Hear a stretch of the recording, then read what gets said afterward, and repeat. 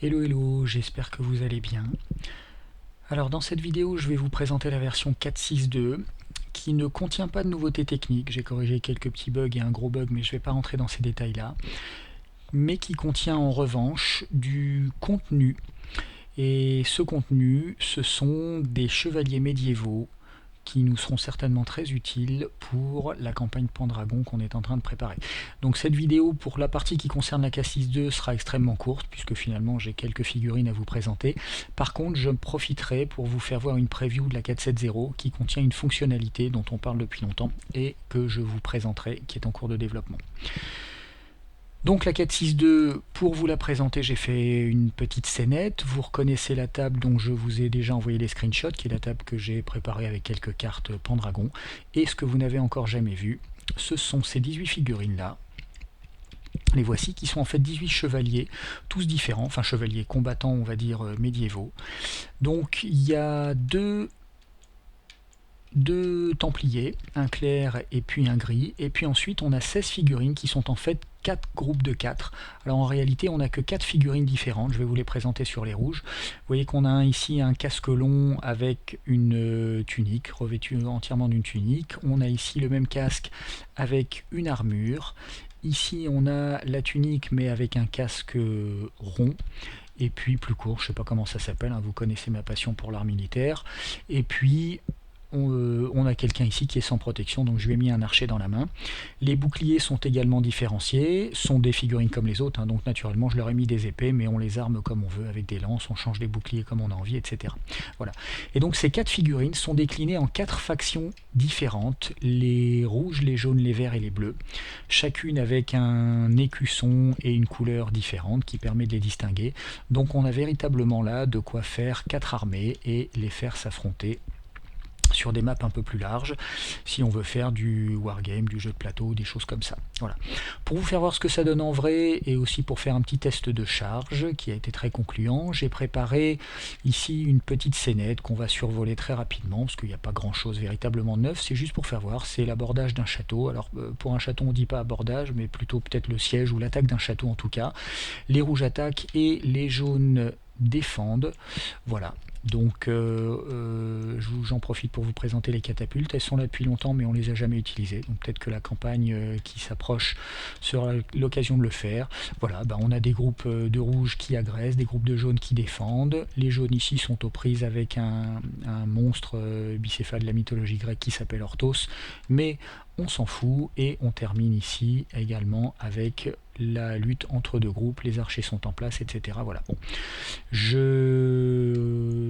J'insiste pas, l'essentiel de ce qu'il y a à voir pour cette 4.6.2 a été vu, donc ce sont ces nouvelles figurines. Elles m'ont demandé un travail absolument énorme, elles viennent d'un autre moteur de jeu, donc il a fallu que j'installe un autre moteur de jeu qui est Unity, que j'exporte les figurines, que je les modifie avec Blender, que je les réimporte dans l'Unreal Engine et que je remodifie également les squelettes. Donc pour ça, tout ça, ça m'a mis beaucoup de temps pour trouver le workflow sur une figurine et quand ça a été en place, il a fallu le répéter 18 fois. Donc ça a été un travail absolument titanesque, mais le résultat en valait la chandelle, hein, encore une fois. Ces figurines sont superbes et j'espère qu'on les utilisera pour la campagne. En fait, j'en suis sûr. Voilà, donc pour la 4.6.2, je m'arrête ici. Par contre, je vais profiter de cette vidéo pour vous présenter une preview donc d'une fonctionnalité dont on parle depuis longtemps, que vous me réclamez depuis un bout de temps. Donc là, on passe sur la version compilée sur laquelle je suis en train de travailler. Ça sera certainement une 4.7. On va le laisser monter en mémoire. Hop. Voilà, donc ça sera une 4.7, elle n'est pas encore réalisée, hein. Pour l'instant ce que je vous ai mis en ligne c'est la 4.6.2. Et donc pour vous faire voir, on va supprimer tous les objets et on va recharger la petite scénette toute simple que j'ai préparée, test attachement, c'est celle-ci. Voilà, il n'y a pas beaucoup d'objets. L'idée donc c'est de pouvoir déplacer plusieurs objets en même temps. Pour l'instant on est limité au fait de déplacer les objets les uns après les autres. On ne peut pas les déplacer, on ne peut pas en déplacer plusieurs en même temps.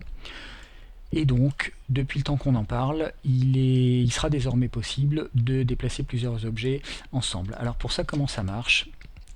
je vais baisser un petit peu ici et monter pour vous faire voir, on la verra mieux sur le fond bleu, que chaque objet trace une ligne rouge en dessous de lui. Alors cette ligne, évidemment, on peut la visualiser ou pas.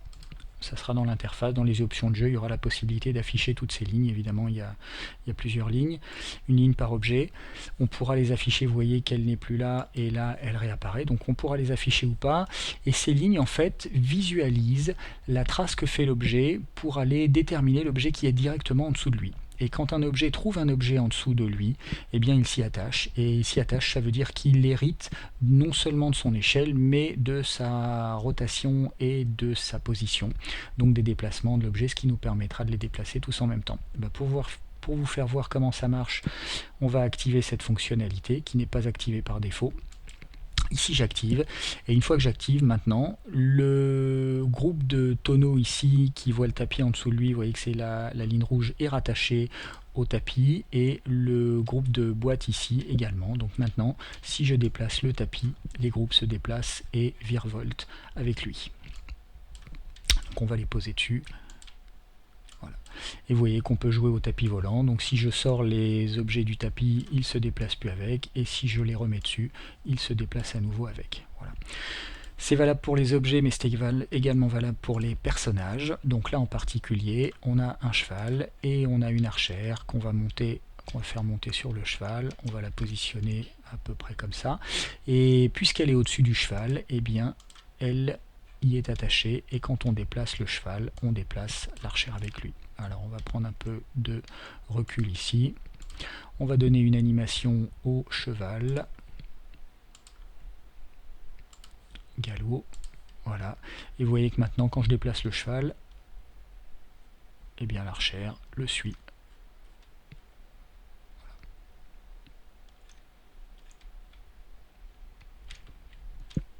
Ok. Alors, on va supprimer le galop. Default idle ici. Hop. Et comme je vous disais, ces histoires de déplacement sont valables également pour les personnages. Donc là, je dépose tout le monde sur le tapis et j'ai un superbe tapis volant sur lequel tout le monde peut se déplacer en même temps. Une fois qu'il est posé, je sors les persos et ils redeviennent indépendants. Voilà. Donc ça sera le fonctionnement par défaut. Après, on peut évidemment toujours rajouter des gadgets. Je pourrais rajouter une interface pour, par exemple, rattacher les objets manuellement, si on veut ne pas se limiter aux objets qui sont superposés les uns sur les autres. Mais sinon, voilà à peu près comment ça fonctionnera par défaut. Alors, ce qui m'interdit de le réaliser actuellement, c'est deux choses. Tout d'abord, il y a un bug de mon côté. Ce qui me permet de faire marcher ça, c'est que j'ai cassé autre chose, j'ai cassé d'autres fonctionnalités dans le jeu, donc il faut que je me débrouille pour que tout marche ensemble sans se marcher sur les pieds. Donc ça, c'est du travail de mon côté, ça pose pas de souci.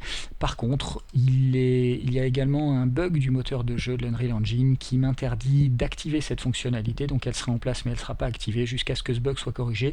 Ce bug, c'est le bug qui fait cracher le serveur lorsqu'on rattache dynamiquement un objet à un autre objet.